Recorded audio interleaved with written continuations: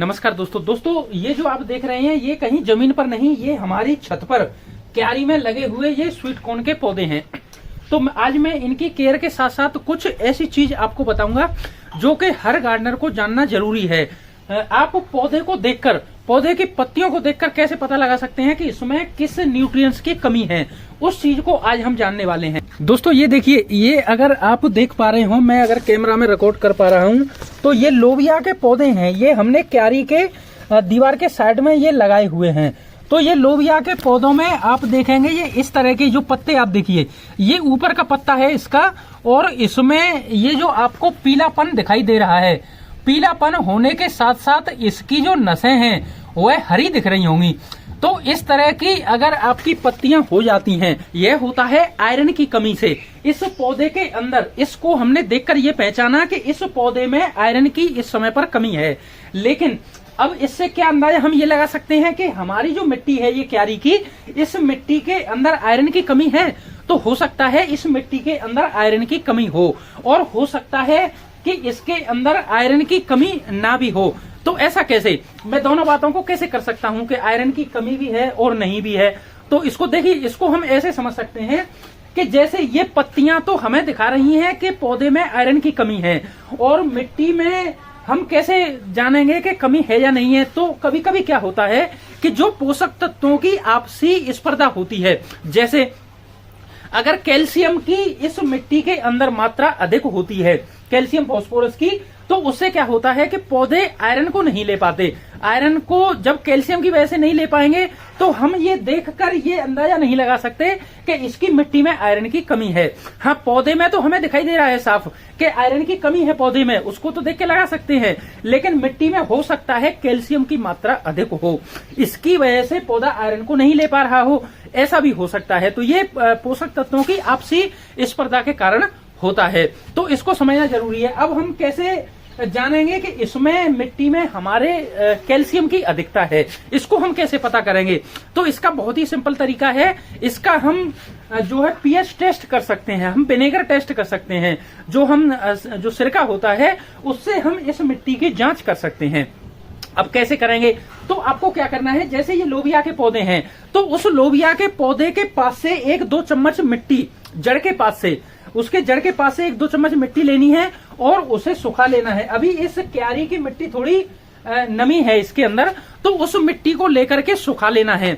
सुखाने के बाद में आप उस मिट्टी में जब पूरी तरह से सूख जाए तो उसमें आप विनेगर डालना है। आपको 2 चम्मच विनेगर डालिए उसमें, सिरका जो होता है, तो उससे जब उसमें उसके झागे से ऐसे निकलते दिखें, झाग जैसे बबल्स जैसे बनेंगे, तो उससे पता चलता है कि इसमें कैल्शियम की अधिकता है, इसका पीएच लेवल ज्यादा है। इस वजह से हो सकता है इसमें आयरन को पौधा नहीं ले पा रहा हो। अब दोस्तों ये होता कैसे है, जब हम ये जांच करते हैं तो इसका सीधा सा सिंपल सा मतलब है कि जो कैल्शियम होता है उसमें पीएच लेवल उसका ज्यादा होता है, मिट्टी का 8 से 8.5 इस तरह का पीएच हो सकता है। और जब हम उसमें विनेगर, सिरका जब डालते हैं तो सिरका जो होता है वह एसिडिक होता है, उसके अंदर उसका पीएच कम होता है। तो जब दोनों की प्रतिक्रिया होती है दोनों के अंदर, तो उसमें इस तरह के बबल्स हमें दिखने को लगते हैं। अब उसमें हम ये अंदाजा लगा सकते हैं कि अगर ज्यादा बबल्स दिख रहे हैं तो पीएच 8 से 8.5-9 के आसपास हो सकता है। लेकिन अगर कम दिख रहे हैं, उसमें झाग जैसे कम बन रहे हैं, तो कम हो सकता है, या बिल्कुल भी सामान्य है, कोई भी झाग नहीं बनते हैं, तो हो सकता है कैल्शियम ज्यादा नहीं है हो, फिर तो हमारी मिट्टी में आयरन की ही कमी हो सकती है। इसको आप सिंपल तरीके से पहचान सकते हैं, उसमें कोई ऐसा इशू नहीं है पहचानने का। लेकिन असली सवाल ये है कि अगर हम उसको पहचान भी लेते हैं, मान के चलो हमने उसका टेस्ट भी कर लिया और उसमें कैल्शियम की अधिकता पाई गई या कम पाई गई, जो भी स्थिति निकलती है, सवाल तो ये है कि पौधा अभी हमारा उसमें आयरन की कमी है, इसको हम कैसे पूरा कर सकते हैं। अभी तो उसमें दिखाई दे रहा है पौधे में कि आयरन की कमी है, तो इसको पूरा करने के लिए 2 तरीके हैं। अब 2 तरीके कौन कौन से, या तो आप डायरेक्ट इस पर आयरन का स्प्रे कर सकते हैं, जो मार्केट में आपको चिलेटेड के रूप में आसानी से मिल जाते हैं। अब चिलेटेड के रूप में दोस्तों अगर हमारे पास 1, 2, 4 पौधे हैं तो हम उसको भी नहीं कर सकते। पिछले वीडियो में मैंने बताया था कि उसकी कॉस्टिंग ज्यादा होने की वजह से हम 2, 4 पौधों के लिए उसका उपयोग नहीं कर सकते। तो ऐसी स्थिति में हम क्या कर सकते हैं? ऐसी स्थिति में हम माइक्रोन्यूट्रिएंट का स्प्रे कर सकते हैं। सीविड माइक्रोन्यूट्रिएंट आता है और भी माइक्रोन्यूट्रिएंट जो आते हैं उसका हम स्प्रे कर सकते हैं। उससे हो सकता है इसका थोड़ा बहुत इसमें सुधार हो जाए। अगर नहीं भी होता है तो भी हमें क्या करना होगा? अब मेन चीज ये आती है कि चलो इस तरह की अगर आपसी स्पर्धा है पोषक तत्वों के अंदर, तो हमारी जो मिट्टी है इसका स्ट्रक्चर तो पहले से खराब है। ये मिट्टी का जो संतुलन है पोषक तत्वों का वो इसमें ठीक नहीं है। तो उसके लिए परमानेंट सॉल्यूशन क्या है? उसके लिए हम परमानेंट सॉल्यूशन क्या कर सकते हैं? तो इसके लिए मैं आपको एक जानकारी देना चाहूंगा इसके बारे में कि जब मैंने इस क्यारी को बनाया था तो इसको मैंने 2-3 महीने पहले इस क्यारी को बनाया था। तो जब मैंने इसमें मिट्टी मंगाई थी तो मैंने 1 ट्रॉली मिट्टी इसके लिए मंगाई थी। पहले दोस्तों इससे पहले भी मैंने 1 ट्रॉली मिट्टी मंगाई थी और क्यारियों को बनवाया था। तो उसमें मैंने फोन करके ट्रैक्टर वाले से 1 ट्रॉली मिट्टी मंगा ली। अब उसमें क्या किया उस बंदे ने कि वो चिकनी मिट्टी लेकर आ गया। तो इस बार मैंने क्या किया था कि जब मैंने उससे मिट्टी के लिए बोला तो मैं खुद गया था वहां पे। तो मैंने वहां पर देखा तो मैंने जो बलुई दोमट मिट्टी होती है उसके बारे में मैंने उससे कहा कि इस मिट्टी को आप लेकर के आइए। तो उस मिट्टी को वो लेकर के आया था। मैं वहां पर जाकर मैंने उसे चेक किया था। अब हम जानते हैं कि बलुई दोमट मिट्टी जो मैं पसंद करके लाया था उसमें भी दोस्तों ऐसा नहीं है कि बलुई दोमट मिट्टी वैसे तो अच्छी मानी जाती है, गार्डनिंग के लिए, खेती के लिए बहुत अच्छी मिट्टी मानी जाती है। लेकिन हर मिट्टी के, हर तरह की मिट्टी जो होती है उसके कुछ नेगेटिव पॉइंट्स भी होते हैं और कुछ पॉजिटिव पॉइंट्स भी होते हैं।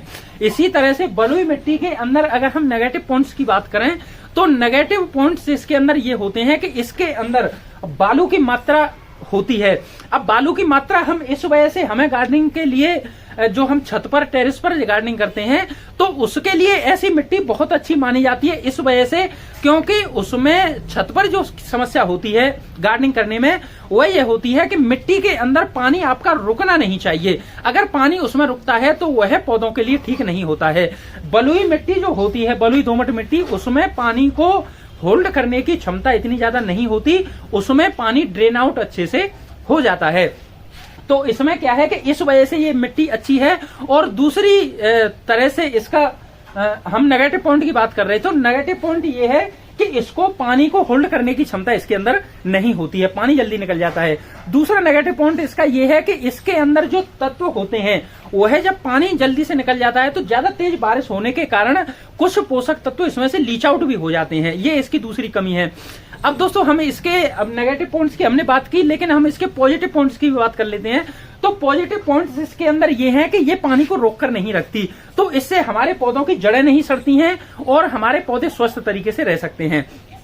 दूसरा इसका पॉजिटिव पॉइंट ये है कि अगर हम इस तरह की बलुई दोमट मिट्टी लेकर आते हैं, बलुई मिट्टी लाते हैं, तो हमें इसमें कोकोपीट और जो राइस हस्क और सैंड, इस तरह की चीजों को हमें ज्यादा मिलाने की जरूरत नहीं होती है। क्योंकि छत पर अब आप अंदाजा लगा सकते हैं कि अगर मैं 1 ट्रॉली मिट्टी लेकर आया, अब 1 ट्रॉली मिट्टी के लिए कितना सैंड और कितना मैं कोकोपीट खरीदता। तो इस तरह से भी इसके दूसरे फायदे हैं बलुई मिट्टी के।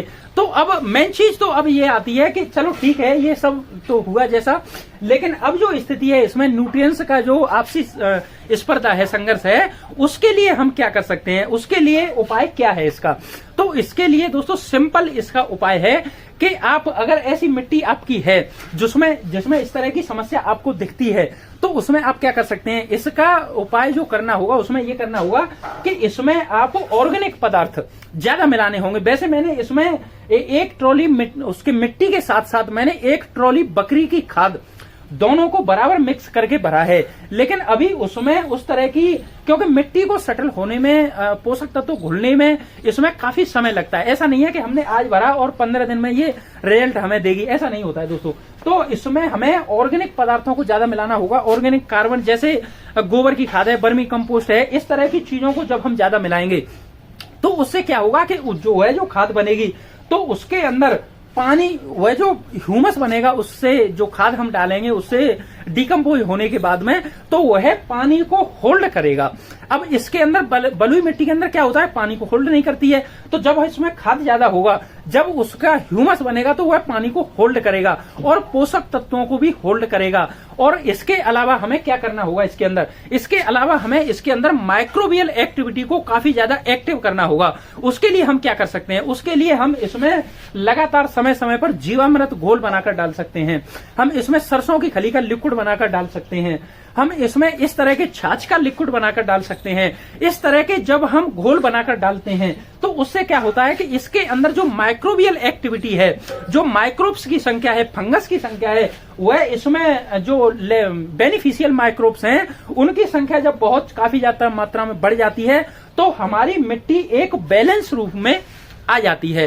क्योंकि हम ये अंदाजा नहीं लगा सकते कि इसमें किस पोषक तत्व की अधिकता है, थोड़ा बहुत हम पत्तों को देखकर तो ऐसे अंदाजा लगा सकते हैं, लेकिन पूरी तरह से हम सभी पोषक तत्वों का अंदाजा नहीं लगा सकते। तो सबसे अच्छा तरीका यह है कि अगर आपके पास भी ऐसी समस्या है तो आप इसमें माइक्रोबियल एक्टिविटी को बढ़ाएं, इसमें इस तरह की चीजों को, लिक्विड खाद इस तरह के बना के, जीवामृत इस तरह की चीजों को डालें और इसमें गोबर की खाद और जो सब्जियों के छिलके की जो हम खाद बनाते हैं, किचन वेस्ट कंपोस्ट, इस तरह की सभी प्रकार की ऑर्गेनिक खादों का ज्यादा उपयोग करें। इस तरह से अगर हम करेंगे दोस्तों, ये हमने मिट्टी मंगाई है लेकिन इसको समय अभी लगेगा, ऐसा नहीं है कि ये 2-3 महीने में ये ठीक हो जाए, उसमें हो सकता है 1 साल 2 साल इस तरह का समय लग जाए, लेकिन समय तो दोस्तों मिट्टी में तो लगता है ठीक होने में, ये किसी भी प्रकार से कोई जल्दी होने का मामला नहीं है। इसी वजह से मैं क्या करता हूं कि मेरी भी थोड़ी समस्या ये है कि मेरे पास टाइम मैं गार्डनिंग के लिए शाम को नहीं दे पाता, शाम को मुझे टाइम बिल्कुल भी नहीं मिलता, तो मैं सुबह टाइम दे पाता हूं। तो मैंने इसी तरह के पौधे लगाने की मैं कोशिश करता हूं कि उनमें केयर कम हो और वो अच्छे से रिजल्ट दिखा सके। जैसे ये स्वीट कॉर्न के पौधे हैं, ये एक अनाज वर्गीय फसल है दोस्तों, और ये बहुत ही मजबूत पौधा होता है। इसमें आपको किसी भी प्रकार की इस तरह से, जैसे आप देख पा रहे हो, देखिए ये लाल भाजी के कुछ पौधे हैं, इसमें क्या होता है कि बरसात के समय में कीटों की समस्या बहुत ज्यादा रहती है। कोई भी हम भाजी वर्गीय सब्जियों को जब भी हम मना करते हैं कि बरसात के समय पर इन्हें नहीं लगाना चाहिए, क्योंकि इसमें जो कीटों की समस्या रहती है तो वह कीट इनको तो खाते ही खाते हैं, कुछ दूसरे पौधे हैं उसको भी नुकसान पहुंचाते हैं। तो इस तरह से भाजी वर्गीय सब्जियों में और जो लोबिया के पौधे हैं, जो इस तरह के पौधे होते हैं, उनमें हमें ये बहुत ही हल्के पौधे होते हैं तो इनमें हमें इस तरह की समस्या देखने को मिलती है। लेकिन इस तरह के जो पौधे होते हैं अनाज वर्गीय, जैसे स्वीट कॉर्न है, रागी है और इस तरह के अनाज वर्गीय, उनमें इस तरह की कोई समस्या ज्यादा देखने को नहीं मिलती।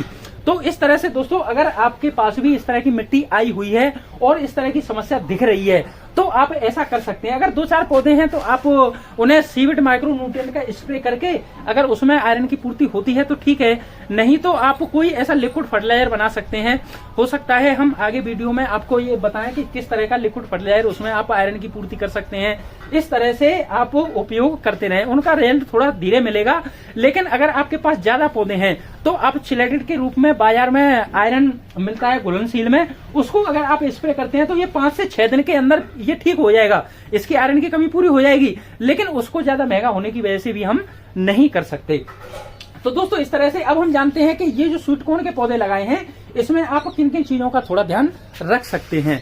तो देखिए, इसमें जो स्वीट कॉर्न, दोस्तों मैं आपको दूर से दिखाऊं, देखो ये क्यारी है हमारी, और इस क्यारी में मैंने ये स्वीट कॉर्न के, आप देख पाएंगे ये पूरे खेत की तरह, हमें जमीन की तरह दिखाई दे रहे हैं। तो इसमें आपको क्या करना है कि जैसे ये जो खराब पौधे हैं, इसके लोबिया वगैरह, इसके साग के, तो इनको भी आप हटा सकते हैं क्योंकि कीड़ों ने इनको खा लिया है। तो ये, और इसमें आपको जैसे ये आप देख पा रहे होंगे, ये जो पत्ती है नीचे की, ये बिल्कुल डेड लीफ है इसकी, तो इस तरह की पत्तियों को आप हटा सकते हैं।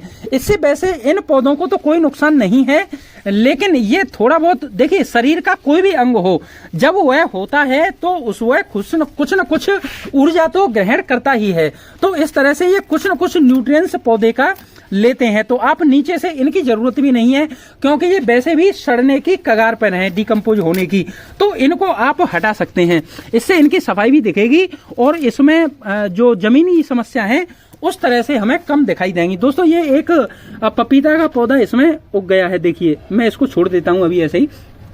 तो इस तरह से आप इसकी सफाई करके और इसमें गुड़ाई कर दें समय समय पर। इससे दोस्तों एक नुकसान इनको तो नहीं होगा, इससे जो लीफ है पुरानी इससे, लेकिन अगर आपने कुछ ऐसे पौधे लगाए हुए हैं, जैसे ये हमारा पपीते का पौधा हो गया, ये हमारा किसी बेल वर्गीय सब्जी का पौधा है, ये पता नहीं किसका है, शायद जो कोई भी हो, इस तरह के जो छोटे पौधे होते हैं उनके लिए जब ये यहीं पे डिकम्पोज होंगी इसकी पुरानी लीव्स, तो इनके लिए नुकसान पैदा ये कर सकती हैं जब इनका डिकम्पोजिशन होगी। तो इस तरह से इसको आप नीचे से साफ करके रखें इन पत्तियों को, इनसे कोई ऐसा लाभ नहीं है। वैसे ये पौधे स्वस्थ होते हैं, इसमें कोई ऐसी समस्या नहीं आती है। तो इस तरह से आप स्वीट कॉर्न भी अपने गार्डन में छत पर बहुत ही आसानी से उगा सकते हैं। दोस्तों आज मैंने पूरी जो है डिटेल जानकारी देने की कोशिश की आपको आयरन के बारे में। तो अगर ये वीडियो आपको अच्छा लगा हो तो इसे लाइक करें, शेयर करें, और अगर मुझसे कोई छूट गया हो तो अगर आपको कोई सुझाव देना चाहते हैं तो आप कमेंट बॉक्स में बता सकते हैं, जिससे कि हम एक दूसरे से सीखते हुए अपनी गार्डन जर्नी को बेहतर बना सकें। तो आज के लिए बस इतना ही। पूरा वीडियो देखने के लिए आपका बहुत बहुत धन्यवाद।